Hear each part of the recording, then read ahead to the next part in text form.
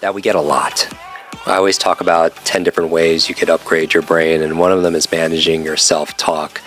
I do believe your brain is like a supercomputer, and your self-talk is the program it will run. So if you tell yourself you're not good at remembering names, you're not likely to remember that person's name because you program your supercomputer not to. But we're going to go deep into quieting negative self-talk and maybe reframing it in a way that you could persuade and influence yourself to really not only learn better, but get the desired results in terms of your life that you really want and you deserve. And so we have a very special guest here live in the Quick Brain podcast studio, Millie Vicario. She came all the way from Argentina for this conversation. So thank you so much. She's really an expert in mind technologies, and we're going to talk about some of those technologies today, and also really a notable biohacker. We were geeking out before we started filming about brain hacking and biohacking, and she does that at scale. She's an author as well. So Millie, thanks for being on our show. Thank you so much. I am so excited to be today with you and this awesome community. Yes, you really, I love your energy. From the moment we met, you connected with our team, with our Spanish-speaking audience for our social media. We'll put links in our show notes, always at jimquick.com/notes, as well as to your website, to your social media, to your book. I know you're running a biohacking event as well. You wear many different hats. You and I could talk for hours, but I wanted to really hone in on your experience with that inner voice. When we're talking about your inner voice, and sometimes people it's not just the words you say, but it's also how you say it. But before we do that, maybe you could give me just 2 minutes on your journey in terms of how were you first exposed? What was your inspiration? Were you just kind of born with these understandings, or did you go through a process? This process has been so meaningful for me because I have been painfully shy, scared, and a lady that used to stutter. I could not even speak fluently in my own language, in Spanish, because I was so scared and anxious. And this happened not only when I was a child, but until I was around 30 years old, until I was fed up with this and decided to go look for my own resources, which I curiously find moving from Argentina to China.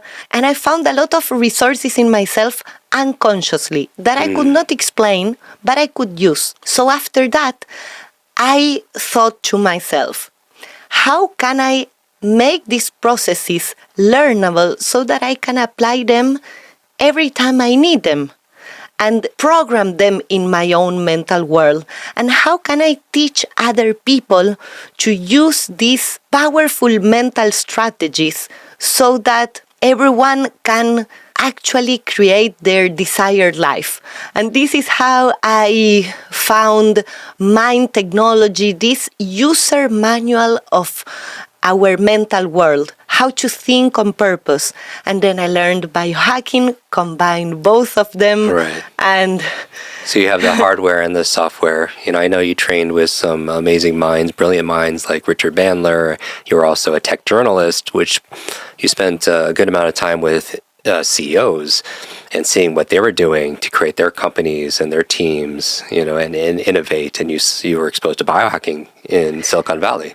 Yes, exactly. I was, after learning mind technology and going to Stanford to learn neuroscience, I was looking for something really, really practical. And at that time, I was working as a technology journalist, and I knew a lot of very successful CEOs and entrepreneurs, managers of venture capitals. So I went to them and I said, look, I will ask you this. This is for my own personal investigation. What do you do to be so full of vitality, sharp, healthy?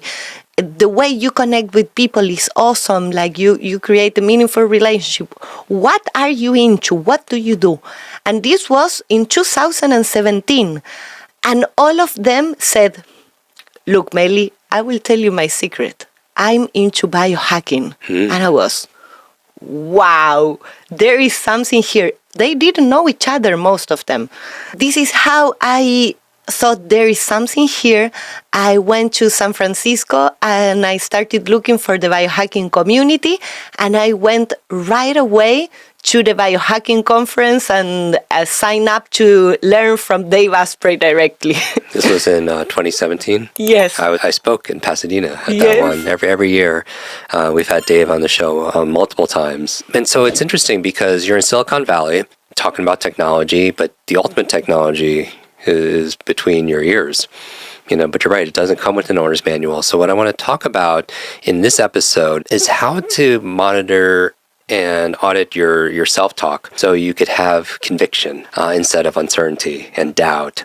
How to be able to use that narrator in there to not squelch your dreams or create uncertainty, with your goals, but really to be able to move forward fast with confidence, right? So when you're working with a client and you're helping them through that, where do you normally start? The first step is to know that we think that we live in the world, but we actually live in our mental world. We think that we can grasp the world, but we only grasp tiny bit, like generally 7 plus minus 2 chunks of information. So we unconsciously delete, distort, and generalize a lot of information. The quality of our life is actually the quality of our mental world. How bright it is in there, how much we can program this holographic mind in which we live. The thing is, we talk to ourselves when we come to this inner voice. Sometimes, and because we do this automatically and we are not taught this when we're kids, when we say something useful to ourselves, we say it with such doubt, like maybe I can make my dreams come true.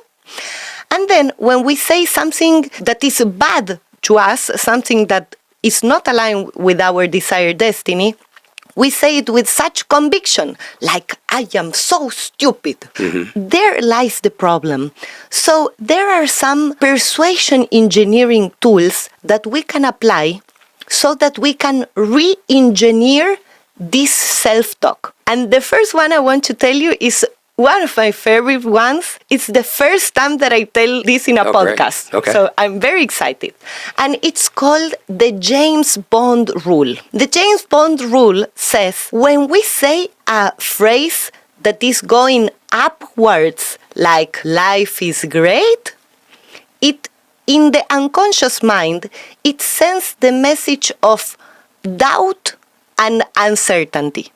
Then when we use a tonality going downwards, like life is wonderful or the pen is on the table, it sends a message to our unconscious mind of certainty and conviction. So you know who James Bond is. 007. People in your home or wherever you're listening may thinking, yes, I know James Bond. So what do we think about him? He's very confident, he's very certain, he's in control. He's powerful. We believe in him. We trust him. We could even put our lives in his hands to defend us, right?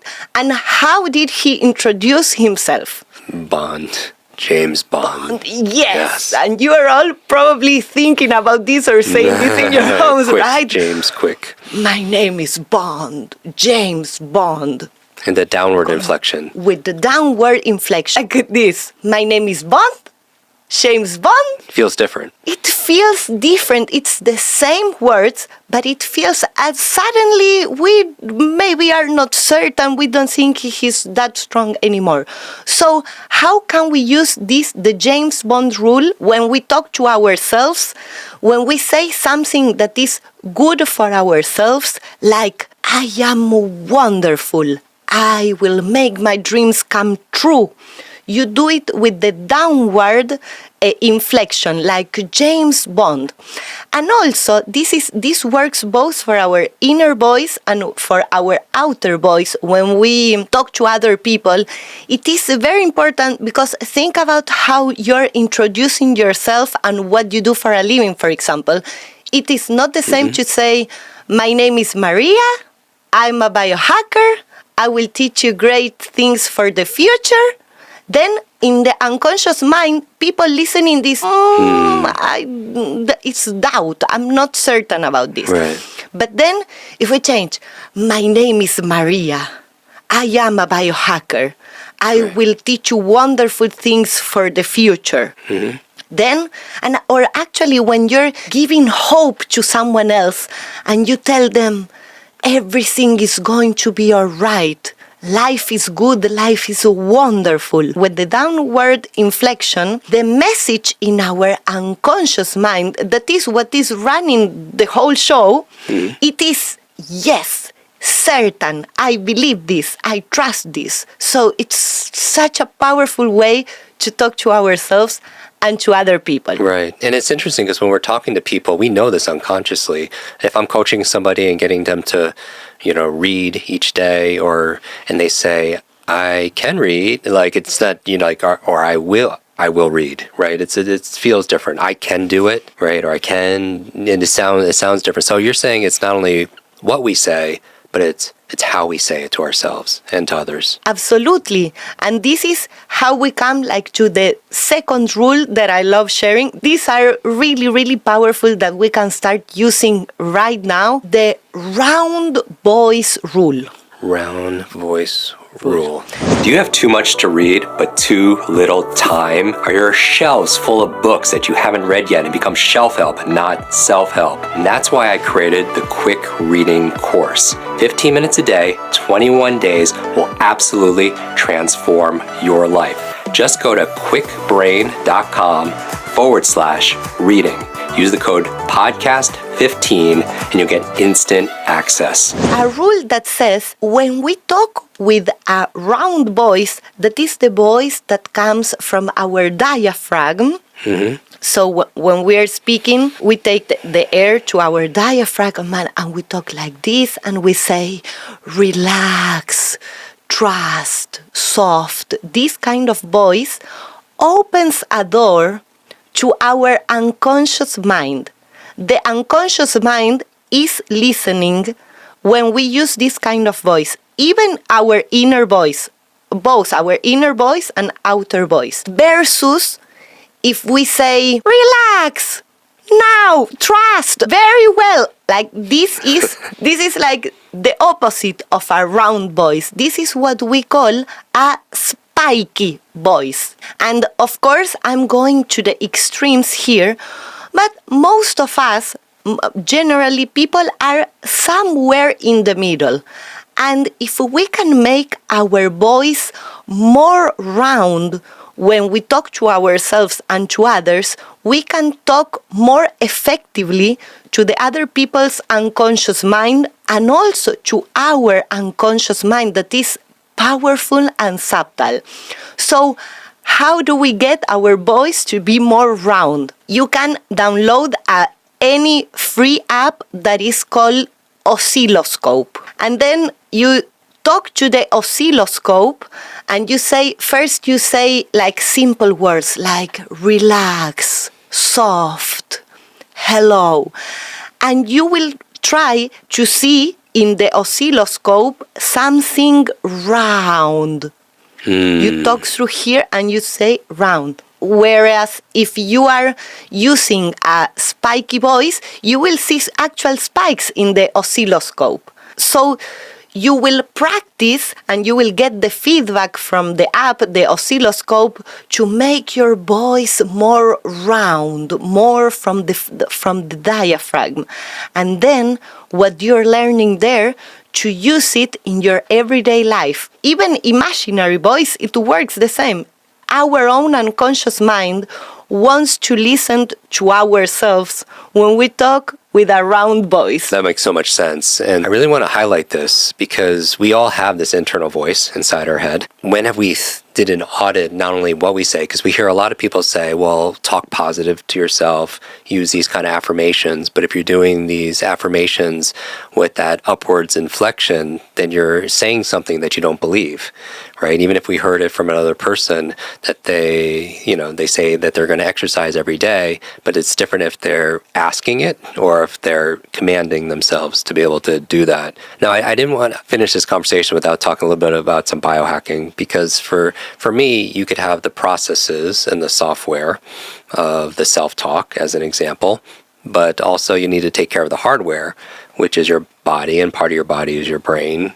Maybe you could share with our audience maybe 3 of just kind of your non-negotiables when it comes to biohacking. Are there certain things that, I know you're traveling right now, so maybe not everything is doable, but how do you remain in your potential and your purpose in terms of biohacking? How do you maintain your strength and a level of vitality when you're going through your day? The first one is removing all these toxic things that a lot of people is putting in the skin, like not putting any crap, with the permission of the word, right, in my hair, in my skin. Actually, it was a big process to say to myself, I'm beautiful like this. I don't need to be smudging toxic chemicals and toxic makeup in my skin to be beautiful. Because your skin is your largest organ, and it absorbs things. And they say that women specifically could walk out of their house in the morning with over 200 chemicals on their body. And thinking about how, but I have to be pretty, my skin has to be all like a painting or something like this. And to really think, no, this health is beautiful, vitality is beautiful. It was an internal process for me to say the natural is beautiful. So saying reducing or eliminating those potential toxins that could affect your mind and your body.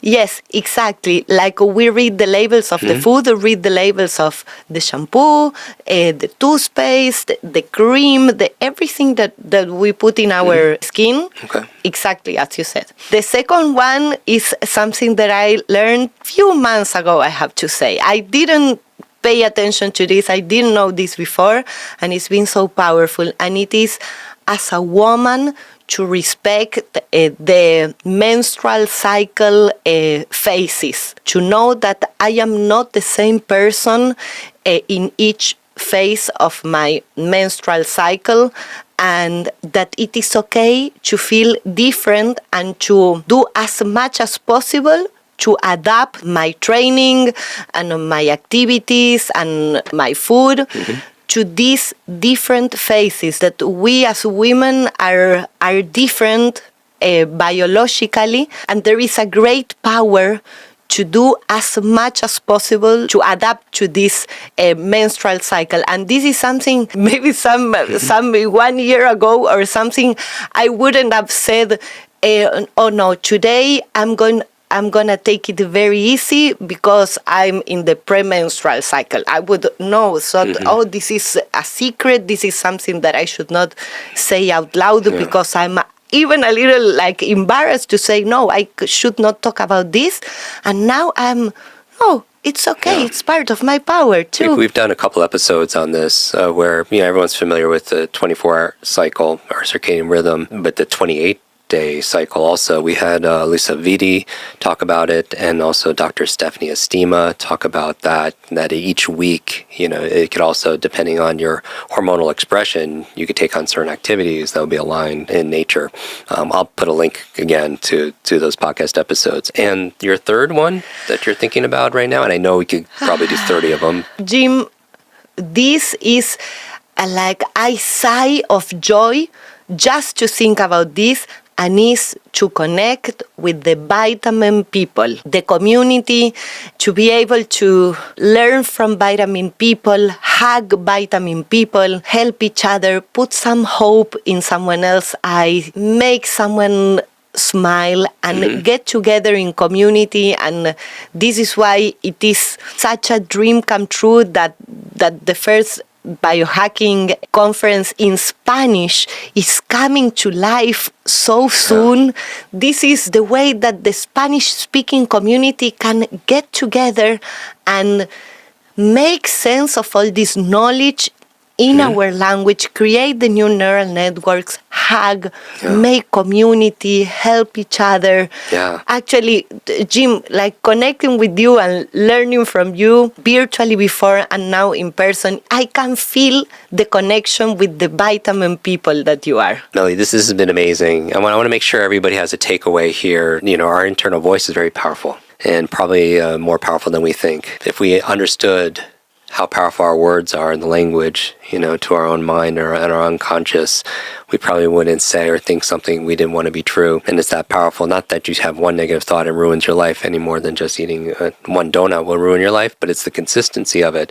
But, you know, what I really want to emphasize here from what you've shared is not just what you say, it's how you say it, you know, to yourself. Just simple distinctions. I think little things make a big difference. And I want to thank you for sharing those two strategies as well as some of your biohacking tips. And those biohacking tips are free, right? You know, you're doing less of the toxic chemicals or the toxic people, or the toxic news, you know, and then also you're very conscious of your own rhythms, you know, biologically, and then also, you know, just being very conscious also of the power of community. It's not just our neurological networks, it's obviously our social networks, because who we spend time with is who we become. So I want to thank you for spending time with us today.